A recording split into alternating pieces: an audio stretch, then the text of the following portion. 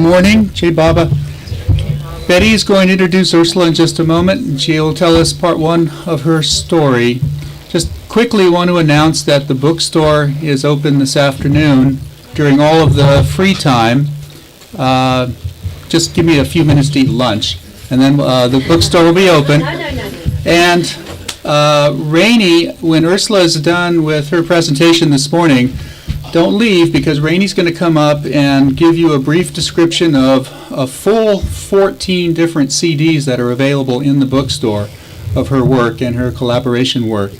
And also, Raj Salvi from Vancouver has a 3-set volume, only one set, but he has brought a 3-set volume of memoirs. He met Baba in 1955 as a boy, and he has a set of books. And there's only one set available, but that's also in the bookstore. Jay Baba. Jay Betty? Baba.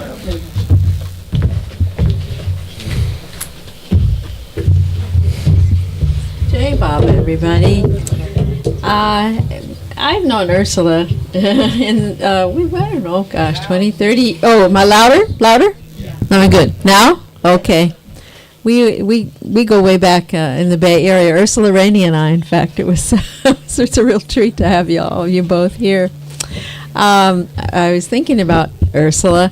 You know, in a word, I would say she's a friend. She has a great capacity to be to kind of share a generous, hi, Jay Baba. She's very she shares that spirit really beautifully. She's a great friend to folks, new and old, who meet her. Now, she's told me a bit about her very what's a colorful life. I'll let her tell you the story, but briefly, I said, were you and Mick hippies? She said, no. She said, we were beatniks. We were beats. Louder. Don says, can we do louder? Pull it up a little bit. Yes. Like this? All right? Is this right? Is this better? Okay. All right. So she was of the Beat generation in Germany. She said that the Beat musicians, especially the black, jazz music. I'm going to let you tell that. She'll tell you in detail that black musicians who had a hard time here were very well accepted over in Europe, and the young and restless, like Ursula, discovered them, and she really identified with that crowd. Kerouac, Ginsberg, black sweaters and reading intelligent books.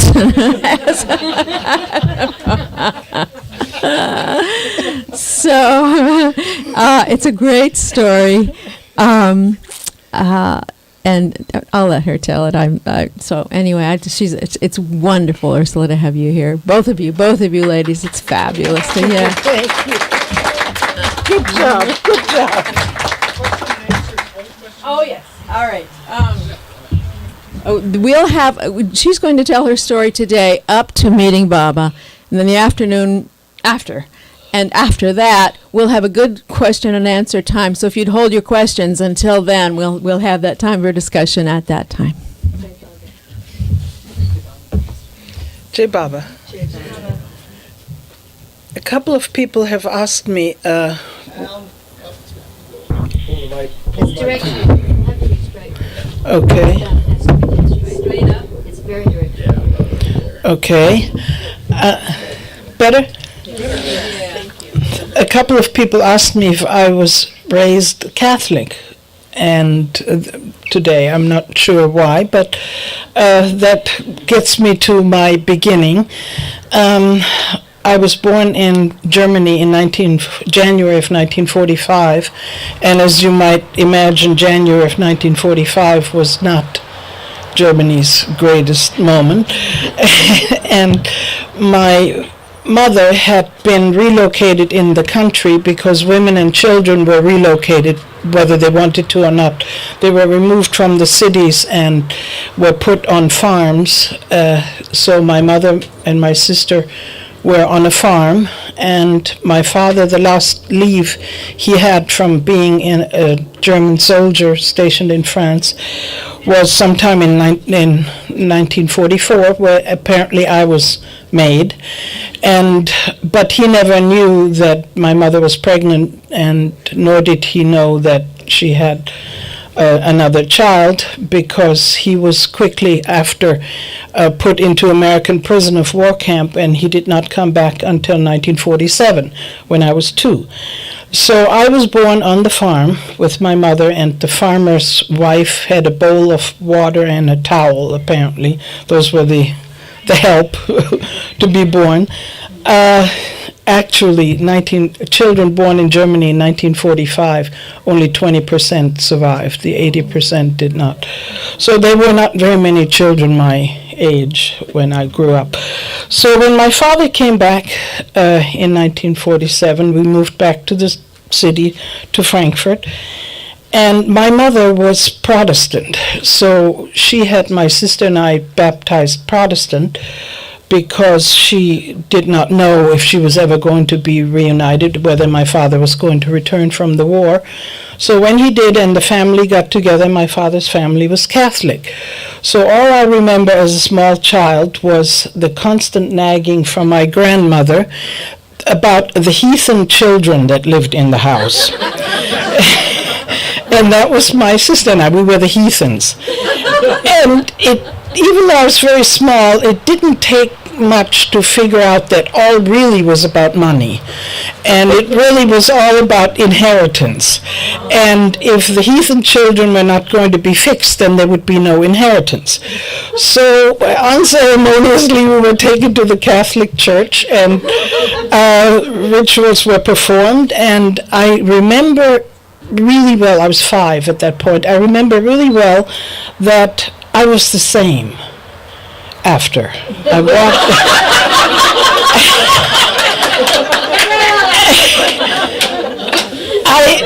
Nothing had changed. However, the peace in the valley was established. The inheritance was secured, and so I was raised a Catholic. And we went, of course, to church and to confession and communion and all of those good things until my grandmother passed away when I was 14, and that was the end of it.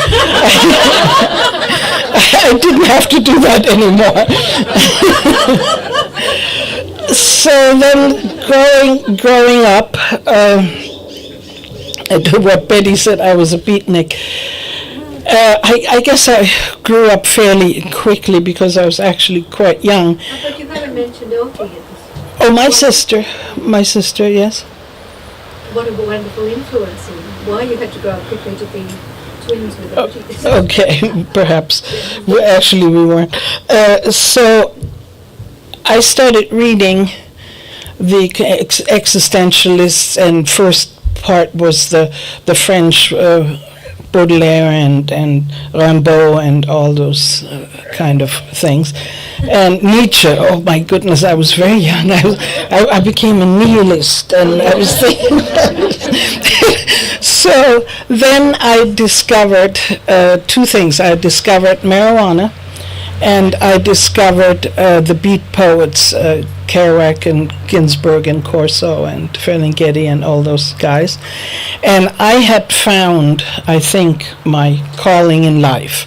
These were my kindred spirits, and listening to jazz. We had a jazz club in Frankfurt that was actually quite well known, and American jazz musicians loved coming to Europe because they were treated extremely well and very respectful, and we were such fans compared to their treatment at the time in the United States. And also, a lot of them seemed to be into drugs. A lot of them actually were heroin addicts, and I met many of them, and we would party together. And I remember Charlie Mingus was there, and his drummer Danny Richmond ran out of heroin, and even though I only knew about pot, I managed to find some for him, that got me in. And I befriended Eric Dolphy, who was playing with Charlie Mingus at the time. In fact, I named my son after Eric Dolphy. He was my friend. And so this is how I grew up, and when I was 16, my father passed away. And that to me, began my sort of liberation with a small L, because my father was very authoritarian. He was German, and he was law and order.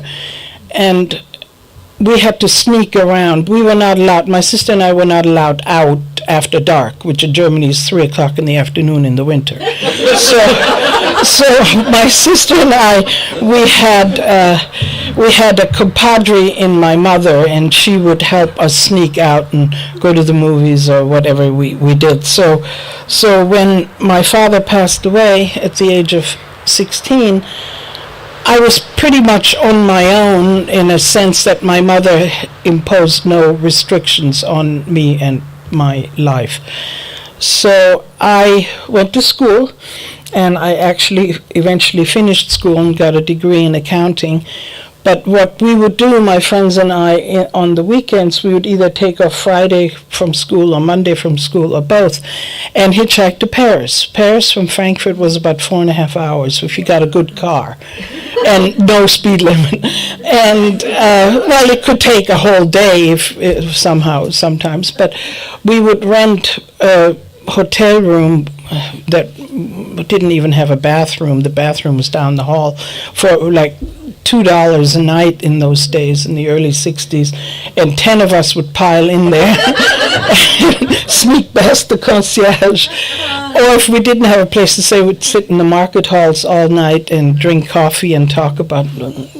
We would go to Père Lachaise, the cemetery in Paris, and ponder over the graves of the great ones. And we were quite serious about all that. But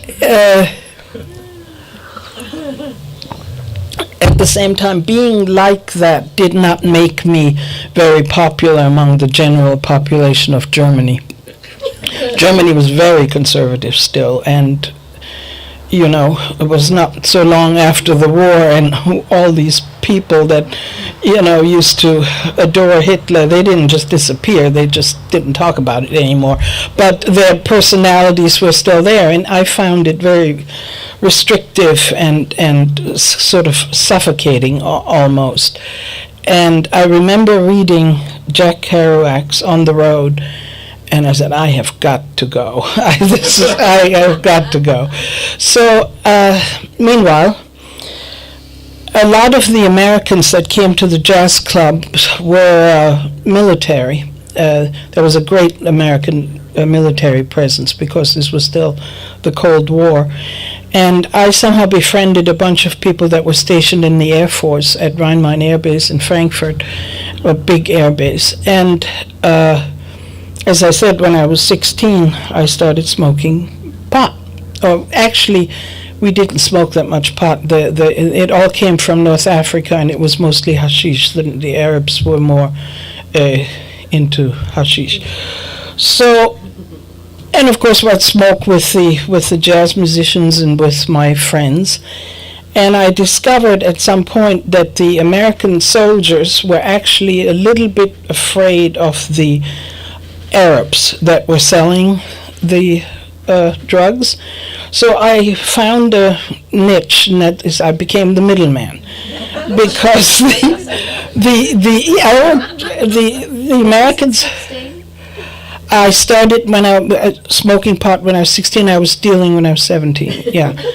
So but I mean, I didn't see it as dealing. I was just doing. Yeah. But it also gave me, my mother, of course, she never worked. She was a housewife, and so there was very little money after my father died. I had a place to live and I had food, but I needed, cigarettes and phonograph records and a black leather jacket, and I needed things that made me cool, and so I needed money, and this I found was a way to achieve that. So I would buy the stuff from the Arabs and sell it to the Americans, and that worked very well. And then my girlfriend and I decided that, hey, we know what to do here. Why don't we go to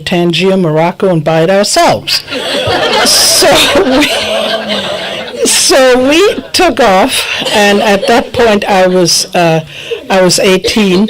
We took off from France, and we always hitchhiked. I never hitchhiked alone. That was never done, but we always, our friends and I, wherever we went, we hitchhiked. It was very, very common in Europe, and it wasn't seedy or weird. It was something that all the students did. The Autobahn would be lined with people in the beginning of the summer with signs going here and there. So it wasn't unusual. So my girlfriend and I, we hitchhiked to the south of Spain, and we took the ferry to Tangier and met the guy we were supposed to meet and stayed there for a few days and bought quite quantities. It was something like 2 kilos or something. It was a lot. It was way too much to hide in any way. I mean, it was like a lot. So the service that the man who sold it to us provided is that they sealed it in plastic.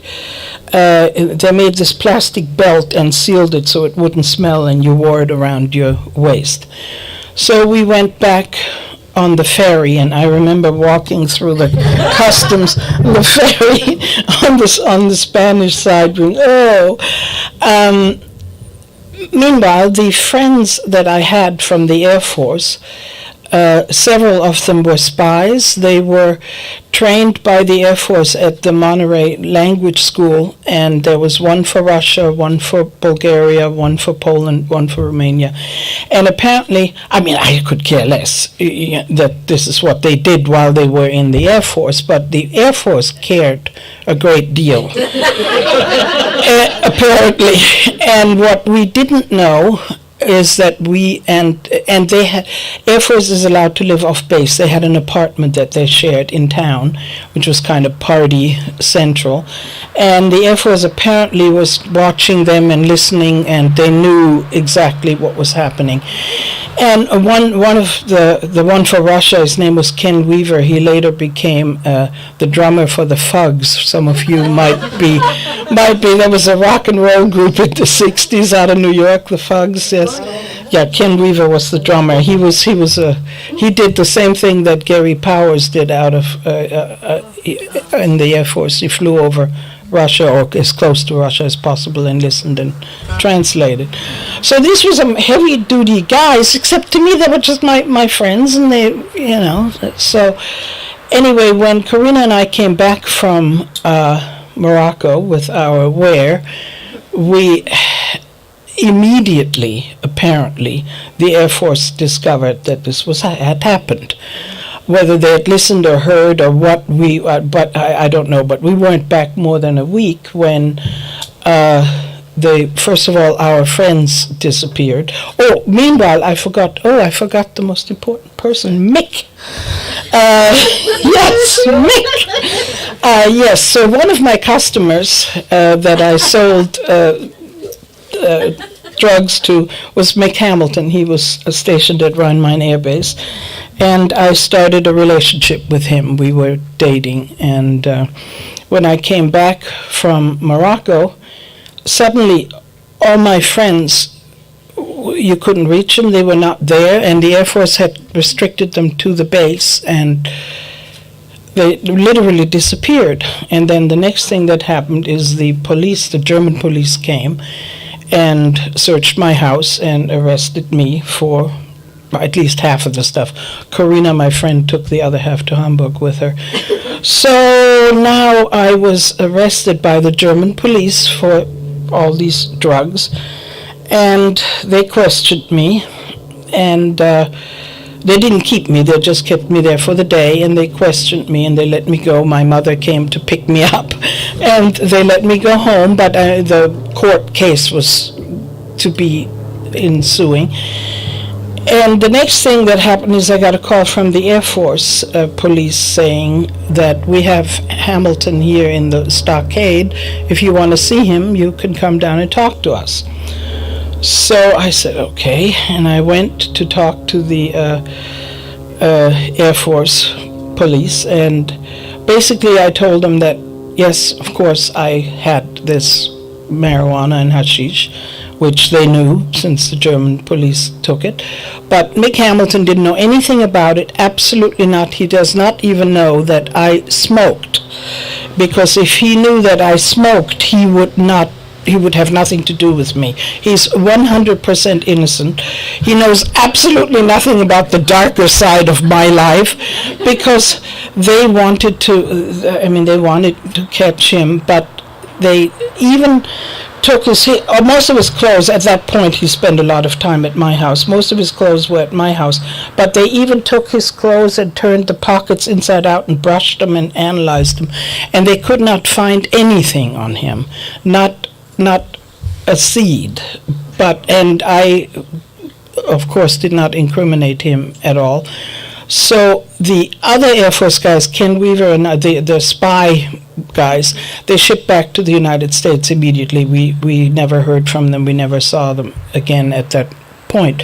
But Mick was still there, and they couldn't do anything with him because they couldn't prove anything, although clearly they knew, but they couldn't prove anything. So they began to court-martial him on whatever grounds it was, but they couldn't court-martial him, so they decided that they were going to ship him back to the United States to throw him out, and they gave him an undesirable discharge under other than honorable conditions, which is just a hair above a dishonorable discharge. So now I was in the midst of my court case.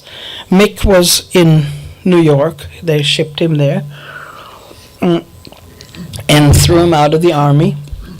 And so here I was. The life had kind of turned pretty sour all the way around. So the Germans, the good thing was the Germans were not nearly as hip as the Americans. The Americans immediately figured out that the amount of stuff I had, obviously I would be dealing, whereas the Germans, I convinced them that all of this would take me about 2 months to smoke. And they said, oh yeah, no, they believed that actually. It had never happened before that an 18-year-old German girl was arrested for this. And I was all over the newspapers and the tabloids and pictures. I still have some of them. It was a scene. I remember on the streetcar somebody saying, are you that? They recognized me. It was quite a scene. So my mother, who was very supportive of me, bless her heart, she would go with me to all these hearings and whatnot and tell them that I was so wonderful and I had clearly gotten into a bad crowd. And I remember she told them, and she's learning how to cook. My mother was one of these, my mother was about 90% heart and 10%, well, I shouldn't say that. She was not an educated woman at all, but she had an incredible heart. So, to make a long story short, because I was still in school, they sentenced me to 2 weekends in jail, from Saturday morning to Sunday evening, and enormous amounts of hours of community service, which of course I didn't do until the last month before it was my deadline. So I had to do the community service full time for like the whole month, all day, and working with these special needs children. So now Mick was in New York, I was in Germany. I was kind of digging my way through my legal problems, and neither of us had any money, but he wanted to come back. And the first thing that he tried with a friend was to stow away on a ship. And he went to Red Hook in New York and got on a ship, and they hid in a lifeboat. And an hour before the ship was supposed to sail, they did the lifeboat check, found them, and threw them off. So my grandfather and my father were antique collectors, antique furniture, and so my sister and I inherited this rather impressive antique furniture collection. Well, I had no interest in any of this. I was a beatnik. Yeah, I was into nothing. Certainly not Baroque furnishings. But my sister seemed to like this stuff a whole lot. So little by little, I sold her my share. It didn't move out of the spot that it sat, but it now was hers instead of mine. So one of the things was this big wardrobe from 1600 and something. You could drop a bomb on it. It was oak. It was this thick. It was unbelievable piece, thousands of pounds, I think it weighed. And I sold it to my sister and sent the money to Mick, and he came over to Rotterdam. And when he arrived in Rotterdam, the Dutch police said, show us your money, but he didn't have any money. So they put him in jail in Rotterdam for vagrancy, vagabondage, because you cannot support yourself. You'll become a burden to the country, and they will deport him next week. So he got his one phone call, and I had to go to Rotterdam to write out that I would be responsible for him, but I didn't have any money, so I had to borrow money to go there to show them money. And I was on the train, and I get to the German-Dutch border, and they said, "Where's your luggage?" I didn't have any luggage. I had my purse. I'm just going to get Mick out of the pokey there. And they said, "How much money do you have?" And I had borrowed like a couple thousand mark, which was quite a bit. So they took me off the train, said, no, you got to go back to Germany, because all sorts of suspicion. He is a young German without luggage and a pile of money. No, this is not. So they called my mother. She said, "Oh, yes, she's getting her fiancé from Rotterdam."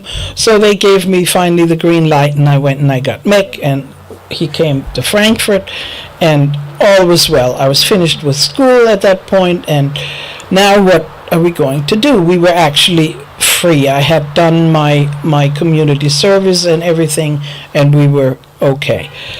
So I knew a Persian who had a carpet store in Frankfurt, and the way his business went, that he bought old German Mercedeses, generally old German diesel cars, and with help of 2 or 3 other people, he drove them in a caravan to Tehran, sold them, bought carpets, shipped them back, and sold the carpets. So Ibrahim was his name. So Ibrahim asked us if we wanted to drive with him to Tehran. We said, "Oh, absolutely. This sounded really exciting." So Ibrahim and Mick had another friend, Sam, in Frankfurt, an American. And so Ibrahim and Sam and Mick and I were going to drive to Tehran, these cars. And they were in our passports, because Ibrahim was only allowed to import one car a year. So he put them in everybody's passport. Then when you get there, you somehow... and they end up being given to him. I had this girlfriend, and she wanted to come along. And she had actually befriended the Sam guy, but her sister wanted to come along too. So we said, "Sure, why not? I mean, this is how loose it was. Yeah, you want to come to Iran? Why not? Why not?" Well, actually, they ran away from home to do this, which, if we knew, we really didn't much care about that. So Ibrahim, Sam, the 2 girls, and Mick and I drove off in our 3 or 4 Mercedeses across, oh my God, Bulgaria and Turkey, and it was a really rough road. Most of the road was not paved, and I remember, so Sam had aligned himself with the older one, who was about 18 or so. The younger one was 16, and she was flaming redhead, white skin, green eyes, and she was a virgin. She was 16. Now Ibrahim thought, aha, she's the only single woman here. So Ibrahim made his move on the poor girl, which she rejected soundly. So it was he was a bit uptight. So when we got to Tehran, you can have mail sent to the consulate of your choice, and in my case I went to the German consulate to get my mail, And there was a letter from my sister saying that the police had come because they had found out that after I did my due diligence that I had still continued to deal, which was true. And they were looking for me for that. But more than that, the girl's father was a policeman, and running away from home is not actually a crime. So he reported that Mick and I kidnapped them and Ibrahim, for intent to sell in the Middle East. Now that is a big crime, and that got everybody's attention. So the Interpol is now looking for us and these girls. So this was quite shocking. And so we confronted the girls. We said, you must now go to the German embassy and give yourself up. Yes, they said, okay, we will. And Sam said, oh, I'll come along. And they left, the two girls and Sam, to go to the German embassy to give themselves up. Well, they didn't. They disappeared. They split. So now we were in Tehran without the girls on the Interpol list for kidnapping minors, but we didn't have the minors anymore. So we came clean to Ibrahim, and we told Ibrahim, we are in major trouble here. We have to do something. Ibrahim said, oh, I'll arrange. And we went to this building that was really foreboding looking. It was kind of like that architecture that you see in Russia, this big, dark, massive building. And I really didn't know very much about the politics in Iran. The Shah was still in power at that time.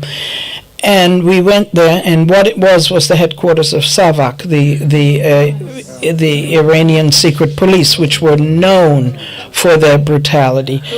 And Ibrahim said, don't say anything. So we were going from one office to another, and there were all these people. I remember a number of them had these huge hats, like, military hats. They looked like 12-star generals or something, terribly important. You know what I mean? This really, with a big shield, not amazing. And Ibrahim periodically would pay, would pull money out and pay. And we would go from one room to another, and Ibrahim was talking up a mile a minute. I remember at one point somebody hauled off and hit him. It slapped him across the face, and we were like, oh, shit. And in the end, we walked out, and Ibrahim said, it's done. So, okay, done. Well, whatever it was, we were cleared, is what Ibrahim said. So we had the choice now. Ibrahim had given us $200 for driving these cars. That was the money we had. And, we had a knapsack and a sleeping bag, and we had a choice now to where we going to go, east, west, back to Germany, where apparently they're looking for me again. So we decided, let's just go. And we were hitchhikers. We always hitchhiked, and we stayed for a little while in Tehran. I remember an interesting thing happened in the bazaar in Tehran. Once you got to Turkey, even though I was not wearing dresses and things like that, I was usually wearing jeans or khakis and a like a work shirt. We had very little luggage, so we had like a change of clothes. But once you get to about Turkey, men like to grab women's anatomy. It's very common. They pinch your butt and they grab your boobs. Just men on the street. It's not uncommon at all. And this happened to me several times. And we were in the bazaar in Tehran when somebody once again grabbed my butt, and I turned around and I hauled off and I hit this guy in the face. And immediately this crowd gathered around us, and the din was it got very uptight, and there were men, there were not usually any women around, and they were all shouting, and we couldn't understand, and we were surrounded by these guys, and apparently what we could make of it is I hit the wrong guy. The one that I hit wasn't actually. But whatever the case may be, evidently women hitting men in public is not the thing to do. So it got really intense, and Mick and I just dove through the crowd, and in places like that, there are always taxis driving by, and we just jumped in a taxi and we got away. So things like that would happen. It was a strange world. When's the movie coming out?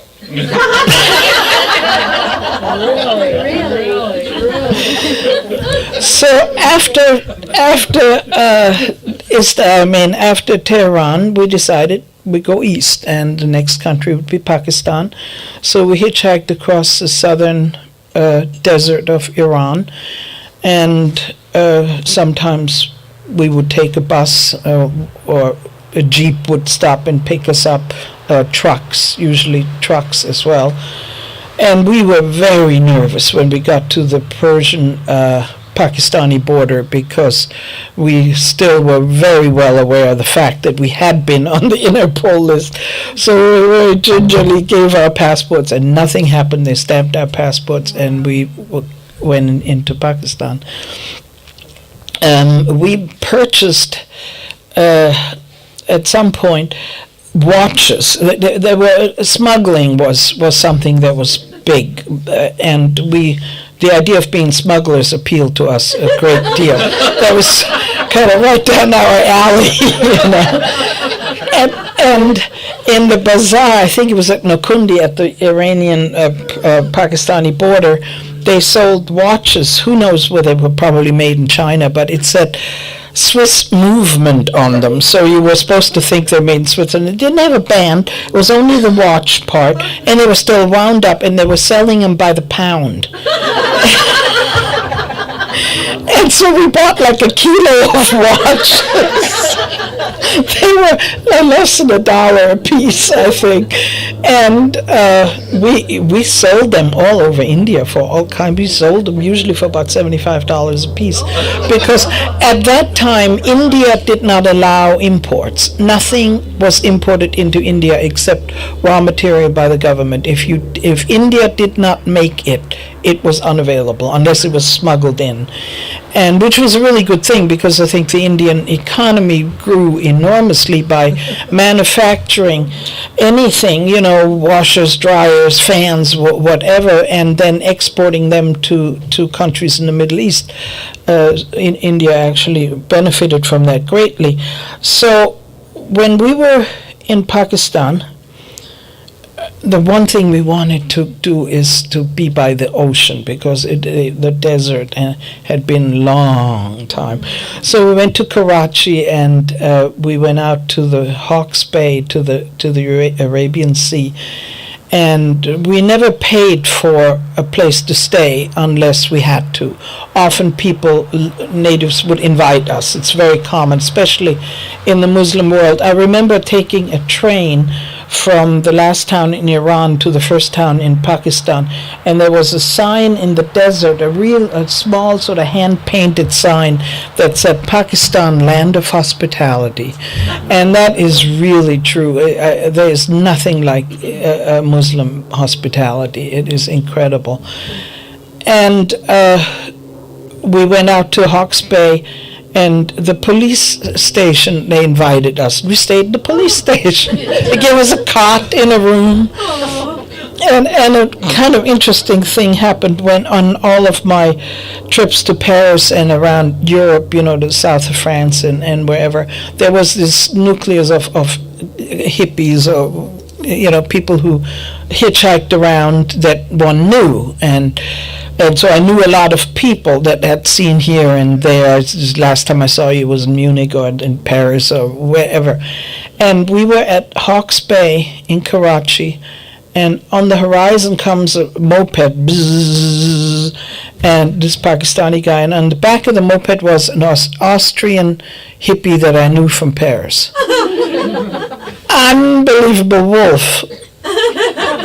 And the world is really a very small place somehow. That was really amazing. So we went from Pakistan up to Afghanistan. We were in Kabul, Christmas of 1964, and we stayed in this hotel. Hotels is really an exaggeration, but places like that, they would have a large room and they would rent out beds, individual beds.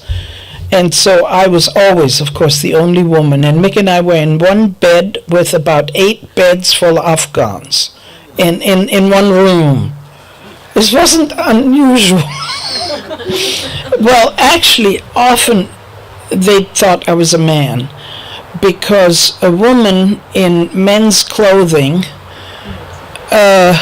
without a veil and with all that, is so unusual.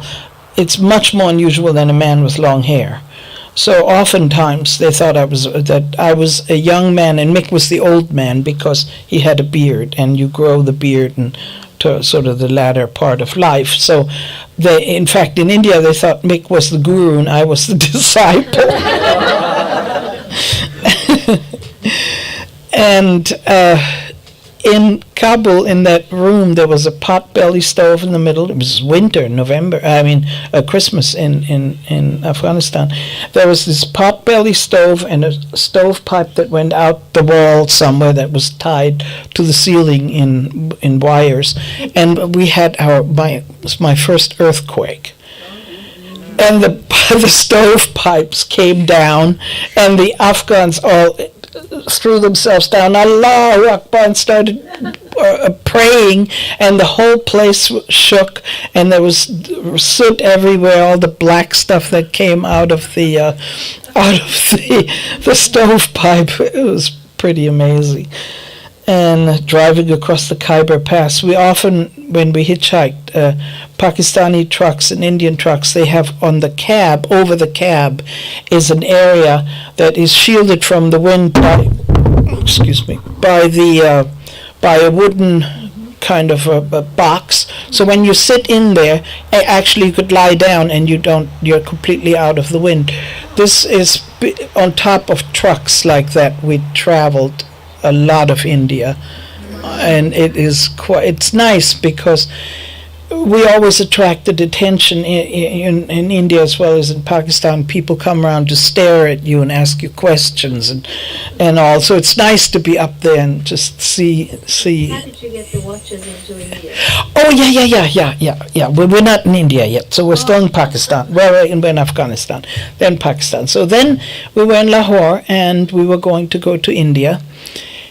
And we often took food with us to eat along the road. You know, when you sit by the side of the road hitchhiking, you need some food, some water. And we bought in Lahore something called hunter's beef. It was like dried smoked beef, and it was very salty. It was quite good, and it lasted it because it was smoked. So we bought some of that, and we had this bag, one of those Indian Pakistani cloth bags, and it was full of the watches, the kilo of watches, but they were ticking because, well, you see, you wind them up, you can't stop them unless you break them, so the whole thing's going. And on the top, we had it wrapped in whatever it was, this hunter's beef. So and a lot of these countries, there's a no man's land in between. You first have to leave one country, then walk away, and then enter the other country, like it is between India and Pakistan, because nobody gets along with anyone, of course, neighbors. So we left Pakistan, we walked across the walkway, and we get to India. This is our first moment in India. And as well, Pakistan as well as in India, one had to declare one's money. You have to tell them how much money you have, and they put a chit in your passport. So when you leave the country, all the money that you exchange had to be exchanged in a bank, and you had bank receipts for that. The bank rate at the time was $4 rupees and 75 paisa for $1 in 1964. Just for a timeline, India had 475 million people. Yeah, and but when you exchange it on the black market, it was like, at that time, I don't know, 20, 30 rupees to the dollar, so we are not going to the bank for 475. So we always said we have no money. And when the Indian customs said, "How much money do you have?" We said, "We have no money." And he said, "Welcome to Mother India. She must accept her children, rich or poor." Wow. But then they said, "What's in the bag?" And we said, "Hunter's beef." And the two guys jumped about 4 feet back, because what we didn't realize or think of is that is the holy cow cut up there. And there was no way anyone was going to touch this bag or go near this bag. And this was a pure coincidence. This was not planned. But we definitely, if you want to smuggle some in India, now we know. So one of the first people to pick us up past the Wagah border into India, was in the Punjab, was a Sikh family. There was a place called, I can't remember, Atari. In the Punjab, Atari. And Atari was evidently some Maharaja at some point or another, and he had a big castle, and these were the descendants of this Atari, and they had a wedding, and there were like 3 or 4 cars, there was a whole bunch of them, and there were Sikhs, and they had a wedding, and they were taking a drive through the country. Indian weddings last for days, apparently. They were driving through the country, and here's Mick and I with our hunter's beef and our ticking bags sitting by the side of the road, hitchhiking. So they picked us up, and we were exciting to them. We were like a breath of fresh air in the wedding party that had kind of gone stale or something.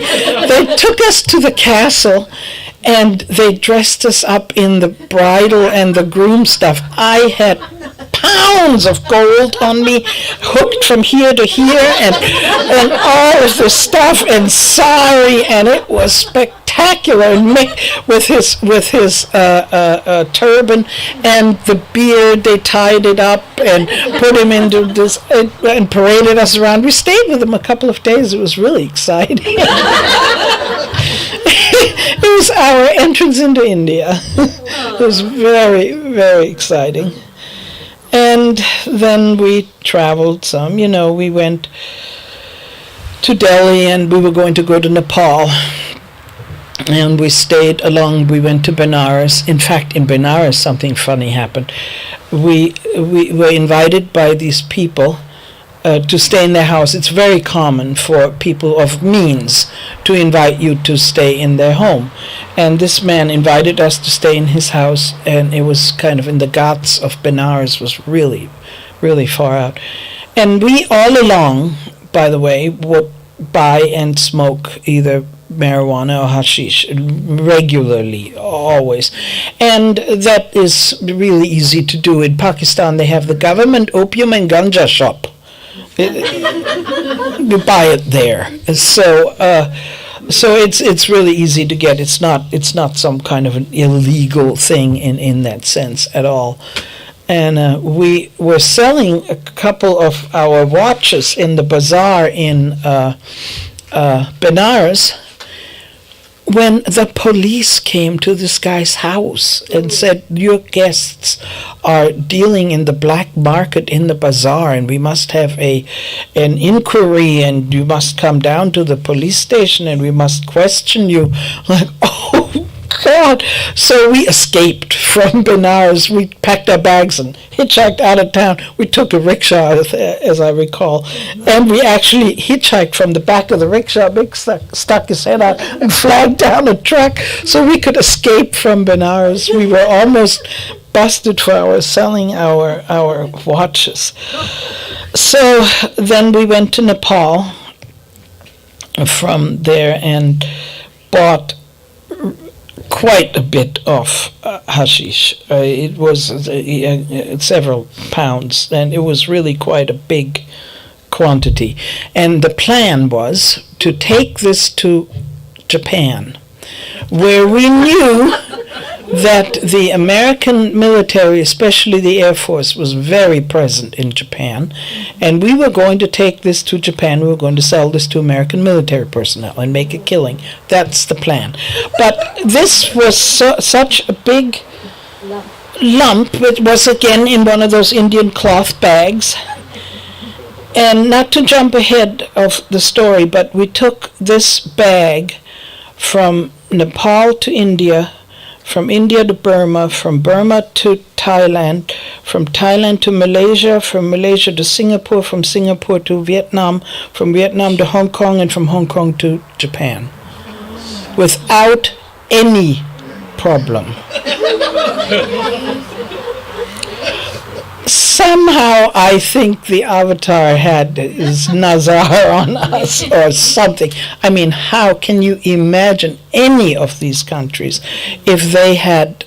And it was in a bag. We'd walk into the customs station, lean the bag up here, want to see our knapsack? Okay, give them our knapsack on the way out, take our bag and leave. Incredible, incredible, incredible. And we had no fear. Now, after we had this big bag, we were in Calcutta. Now we're out of money. We had no longer any money. So how are we going to get to Japan? We'd sold all our watches. So we decided to beg in Calcutta. And the way we did that is we bought a stack of Times of India newspapers, and we went to Chowringhee, the kind of promenade area of Calcutta, and we would approach the best dressed Indian gentleman, and we would say, "Sir, would you like to buy a newspaper?" And they would say, What is this? Oh my goodness! I mean, these two blue-eyed wonders here. What are you selling? What is your problem? It was shocking to them, and we would say, "You can pay us whatever you want," and people gave us enormous amounts of money. I mean, now money you need, you have 100 rupees. Unbelievable. And we stayed at the Sikh temple. Oh, Sikh temples all over India, and the Far East as well, Malaysia and places. Sikh temples allow you to stay there for free. It's part of the religion. You get a place to stay, and you get food, which is dal and chapati. And you don't have a bed, you don't have a room, you have a floor, but Sikh temples allow you to stay there. So we often stayed in Sikh temples. And we stayed in the Sikh temple in Calcutta. And in fact, the chief priest every morning gave us a few coins to go to the chaiwala so we would have tea. Yes, very, very sweet. So to leave India, the only way you can go east is by airplane, because you cannot go by land into Burma. You were allowed to go into Burma only by air through the Rangoon airport. And wouldn't have been possible to go across Bangladesh, and that was East Pakistan then, and then down by land. It wouldn't have been possible. So we had to fly to Rangoon, and from Rangoon to Bangkok. But to buy a ticket as a foreigner, it has to be done in hard currency. Well, we had all these rupees that we had begged that we had. We had a lot of rupees. We had a lot of dope and a lot of rupees. Nothing else. You can't buy an airplane ticket with rupees, so we convinced the tourist office that the only way we can earn money in India is, but we didn't want to tell them begging, so we had an Indian friend who said that we were painting portraits and were selling portraits in order to make this money legitimate. So we got the permission to buy our tickets in rupees, and then we discovered that if you have a student pass, a student identification, that actually you get a huge discount. So we went right down to the printer and we had student passports for the Johann Wolfgang Goethe University in Frankfurt, complete with photographs from the passport place and a rubber stamp. And so we had now our student thing with a photograph and a rubber stamp, Johann Wolfgang Goethe Universität. And then we discovered there were all these other Westerners that were traveling, of course. Then we started selling student visas to student passports. It was very lucrative, actually. We were the traveling student passport office. And I remember the guy at the airline. It was Garuda Indonesian airline. He said, "Oh, I need a copy of this." We said, "No, we don't have it. It's okay. We'll just tell our university to send us more. Just have it. No problem. Keep it." So we flew to Rangoon, and then we flew to Bangkok. And from Bangkok, we went overland, and we had enough money to buy a ticket on a ship from Singapore to Kobe, Japan. And that was $75 per person. French ship. Yes, Messagerie Maritime. I took it from Japan around. Yes. The other way. They had three, the Laos, the Cambodia, and the Vietnam were the three ships they had. And these were not cruise ships. These were rock bottom, bunks, women bunks and men bunks. Yes, Yes, I'll tell you another time. Yeah. I have the opposite. Yes, yeah, we went back on that as well. Yeah, right, To India, yeah. right. We did that too on the way back. Yeah, so we hitchhiked from Bangkok to Singapore, and in Singapore we took one of those three ships. I don't remember which one it was, to Saigon. And did you go to Saigon? No, Probably not anymore. At that time, they still stopped. Bangkok, Singapore. Right. And Saigon, this is now 1965. Wow, it was amazing. It was amazing. All the military, all the American military, and you can hear the boom, boom, it was incredible. And we got to Kobe, which was the first port, so it was the cheapest, and we got there in the afternoon, and we asked the purser on the ship if we could spend the night on the ship, so the next morning we could hitchhike to Tokyo. And he said, sure. So the ship was there, and everybody gets off the ship, and we were checking out the customs. Ooh.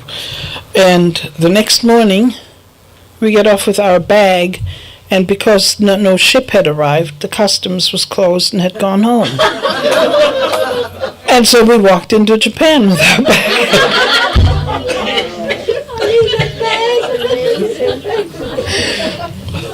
A really funny thing happened. We had some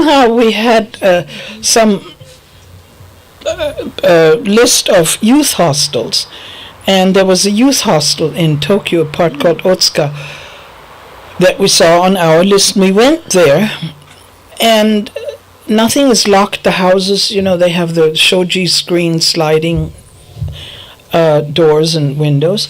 And we went there, and there was no one there. Apparently, at some point, it had been a youth hostel on our youth hostel map, but there was no one there. No one. And we moved in. And we stayed there for like a month. And we invited other people. And the Japanese are so polite. Nobody said anything. We just lived there. It was really weird. Japanese youth hostel sheet that you could buy in those days. I see. Yeah, I don't know. We just stayed there. So we met all the other hitchhikers that had collected in Tokyo. There are these places where all the people who travel like us hang out. There are these sort of bottlenecks where you run into each other, and you see people over and over and over again, and some of them were unbelievable characters. I remember there was a Frenchman who had been in the Foreign Legion in Algeria, And apparently when you're in the Foreign Legion, you take on a name and you get a French passport after your 6 years. You are a new person. So most of them are criminals that disappear there. And this was a guy, his name was César Camille, and he had a 50cc moped. And when he was in Sidi Bel Abbes in Algeria, in the Foreign Legion, he heard that the best prostitutes in the world are in Saigon, and he drove on his 50cc moped from Marseille to Saigon. And we saw him everywhere. We saw him in Turkey, we saw him in Iran, we saw him in... That wasn't the weirdest. The weirdest was an Englishman who had a stiff knee, and his knee did not bend. He had a bicycle with a stationary pedal and one pedal. He pedaled from London to Singapore. And then he was going to go island hopping across Indonesia to Darwin. He was going to pedal around Australia, and then he was going to pedal across the United States. And we saw this guy everywhere. They were insane people. Absolutely insane people on the road. Lots of them. Wild. There's an Englishman who was somewhere stuck in the Turkish mountains, and the only thing he had to make fire was, the only paper he had was his passport. So he burned his passport and made a fire, and he just tripped around, I don't know, walked across borders. It's just incredible people, incredible people. So where were we? We were in the youth hostel. Yes. So Pushing the dough, yeah. yeah, no, yes. We made contact with Air Force personnel, and we were selling our wares rapidly. But the most successful thing was that we had found out from other people on the road that it is extremely lucrative to beg in Japan. We had